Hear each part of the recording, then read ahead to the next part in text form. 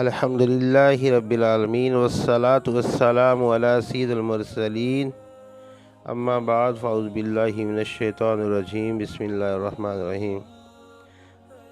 آج کی حدیث پاک حضرت سیدنا ابو ہریرہ رضی اللہ تعالیٰ عنہ سے روایت ہے کہ نبی کریم صلی اللہ علیہ وآلہ وسلم نے فرمایا، جب اللہ کسی بندے سے محبت کرتا ہے تو جبرائیل علیہ السلام کو آواز دیتا ہے کہ اللہ فلاں بندے سے محبت کرتا ہے، تم بھی اس سے محبت کرو۔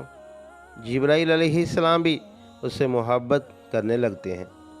پھر وہ تمام آسمان والوں میں آواز دیتے ہیں کہ اللہ فلاں بندے سے محبت کرتا ہے، تم بھی اس سے محبت کرو۔